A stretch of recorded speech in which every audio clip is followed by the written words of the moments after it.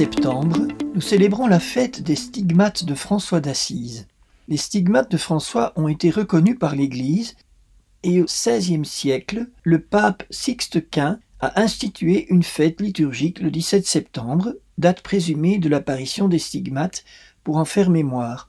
C'est très rare qu'il y ait deux fêtes liturgiques pour le même saint, à part pour la Vierge Marie et Saint Jean-Baptiste. Rappelons brièvement les faits. En 1220, François renonce à son poste de supérieur de l'ordre des frères mendiants.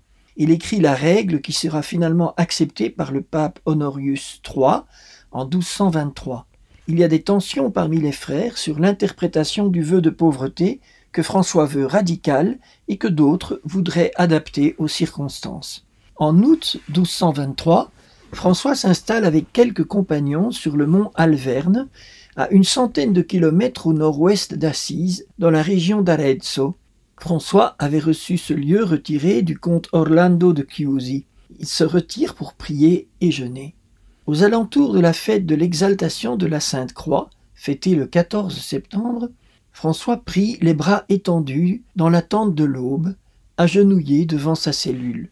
Il demande au Seigneur: « Ô Seigneur Jésus, accorde-moi 2 grâces avant que je meure. Autant que cela est possible, que dans mon âme et aussi dans mon corps, je puisse éprouver les souffrances que toi, tu as dû subir dans ta cruelle passion, et ressentir cet amour démesuré qui t'a conduit, toi, le Fils de Dieu, à souffrir tant de peines pour nous, misérables pécheurs. » Tandis qu'il est en prière, en extase, il voit descendre du ciel un séraphin sous la forme d'un homme crucifié, attaché à une croix. Cet esprit céleste porte 6 ailes de feu.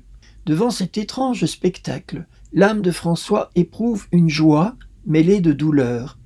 Le séraphin s'approche de lui, et 5 rayons de lumière et de feu jaillissent des 5 plaies de l'ange crucifié pour venir frapper le côté, les 2 mains et les 2 pieds du saint, y imprimant pour toujours la trace des sacrés stigmates de notre Seigneur. Lorsque les frères de François découvrent ce qui s'est passé, c'est la stupeur. Jamais on n'avait entendu pareil événement dans l'histoire de l'Église. François est le premier stigmatisé de l'histoire. Il souffre énormément.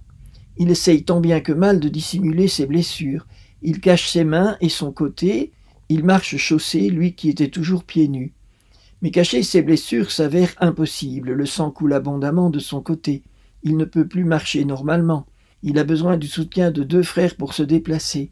La nouvelle de l'apparition de ces stigmates se répand partout. Les gens affluent, ils veulent le toucher, ce qui augmente encore sa douleur. Il a des miracles attribués aux stigmates de François. Un paysan asperge son troupeau malade de la peste avec de l'eau ayant servi à nettoyer les plaies de François. Les bêtes sont guéries. Un homme paralysé est guéri en touchant simplement François.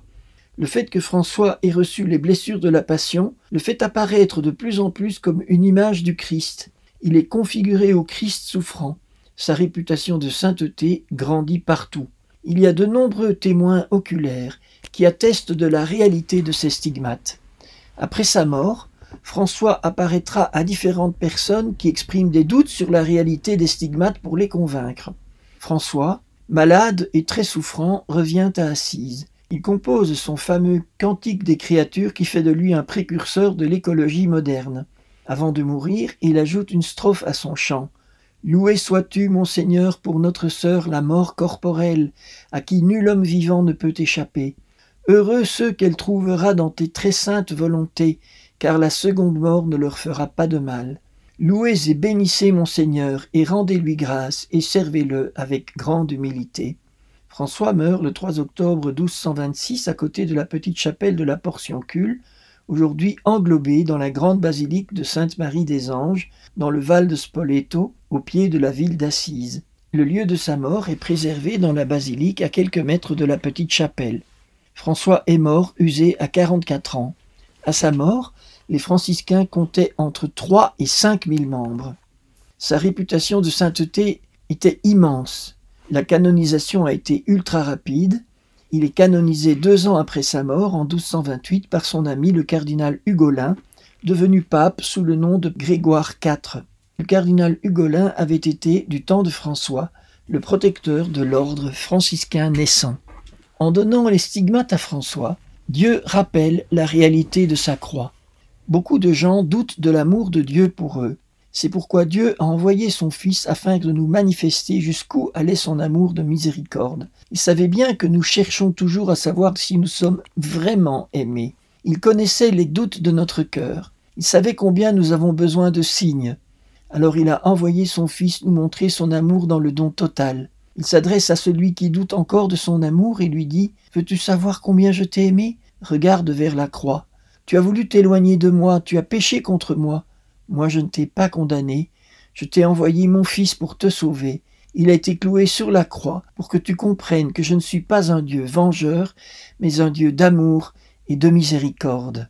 Seigneur, par l'intercession de saint François, donne-nous aujourd'hui de contempler ta croix et ton amour infini qui nous sauve.